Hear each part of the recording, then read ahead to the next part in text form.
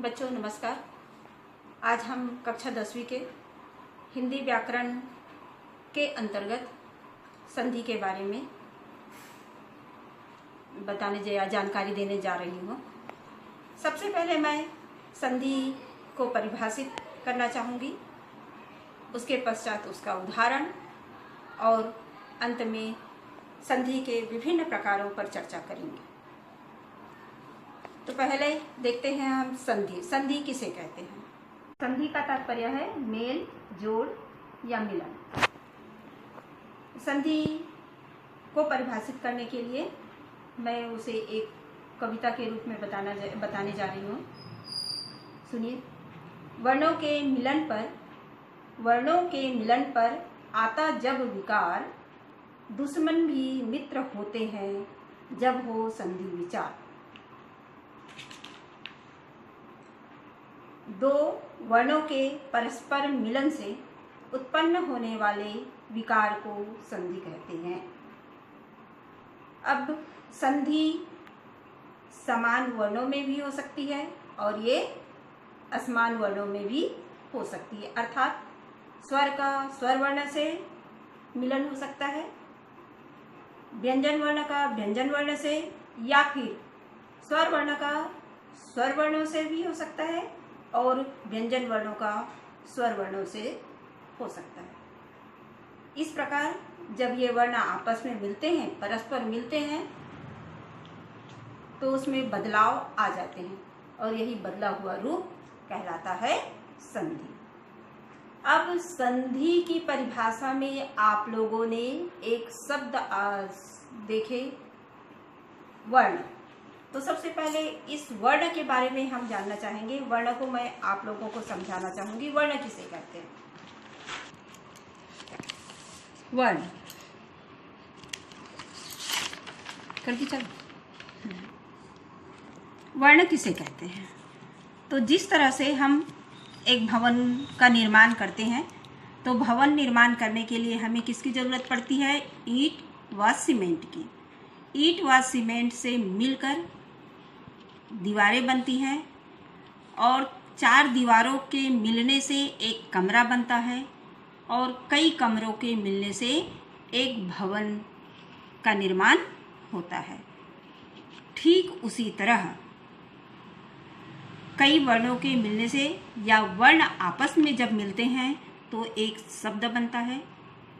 शब्दों के मिलने से वाक्य बनते हैं और कई वाक्यों के मिलने से एक भाषा बनती है।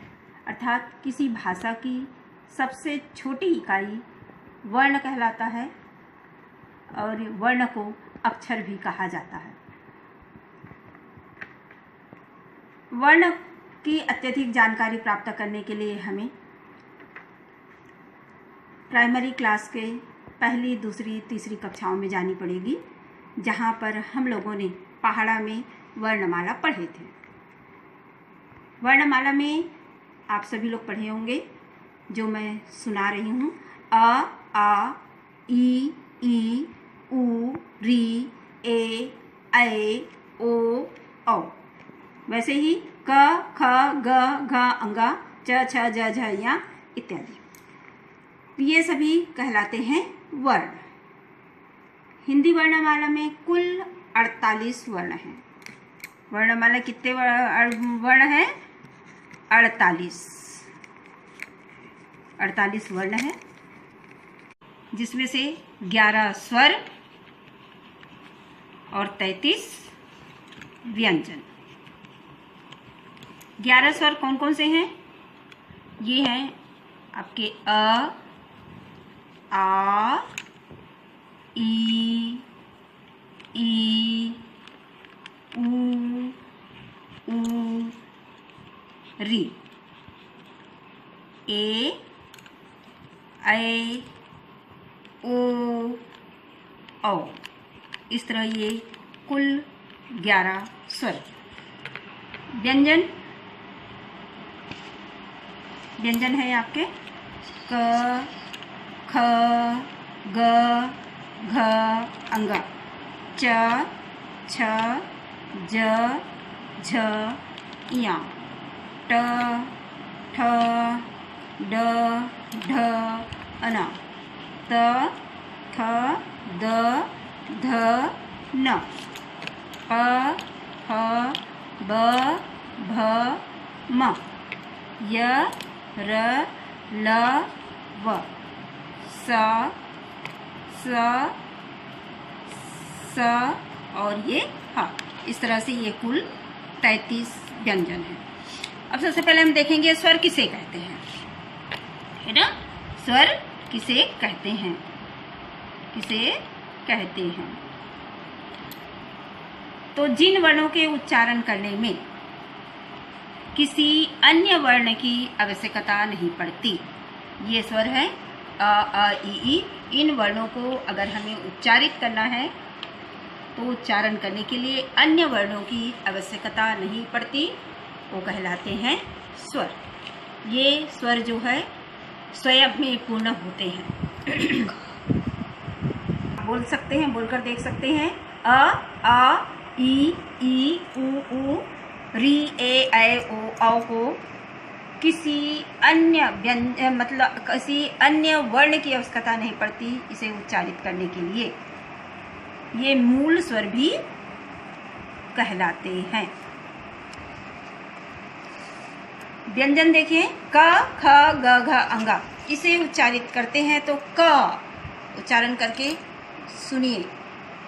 क, अ, लास्ट में अ का उच्चारण होता है। वैसे ही ज, अ आ रहा है, ज में घ बोलते हैं तो अ। ये क जो है आधा का रहता है, उसमें अ स्वर जुड़ा रहता है, तब ये पूर्णतः बनता है क। वैसे ही ज जब हम बोलते हैं तो आधा ज और उसमें जुड़ा रहता है अ, तब होता है वो ज। जुड़ने के पश्चात स्वर जुड़ा होता है, स्वर से मिलकर, मतलब कहने का मतलब है व्यंजन को जब हम उच्चारित करते हैं तो उसे आ की आवश्यकता, स्वर की आवश्यकता पड़ती है। व्यंजन वर्ण, जितने भी व्यंजन वर्ण है, 33 व्यंजन वर्ण है हमारे पास, पूरे 33 व्यंजन वर्णों को उच्चारित करना है तो इन वर्णों को ऊपर के जो स्वर वर्ण है उनकी आवश्यकता पड़ती है। अब यहाँ हम देखेंगे, जैसे बोला जाए जा। जा क्या होता है? आधा ज धन आ। मतलब कुछ ऐसे वर्ण हैं जिसको बोलने में समय कम लग रहा है और कुछ ऐसे वर्ण हैं जिसको उच्चारित करने में ज़्यादा समय लगता है। तो जहाँ कम समय लगता है वो ह्रस्व स्वर कहलाता है, ह्रस्व स्वर कहलाता है, ह्रस्व स्वर कहलाता है। क ह्रस्व स्वर है। और अगर हम का बोले तो ये क्या कहलाएगा? दीर्घ स्वर। मतलब ह्रस्व स्वर से दुगुना समय उस वर्ण को उच्चारित करने में लगता है, तब वह दीर्घ स्वर कहलाता है। इतना जान गए आप सब लोग? इतना जानने के पश्चात अब हम पुनः अपने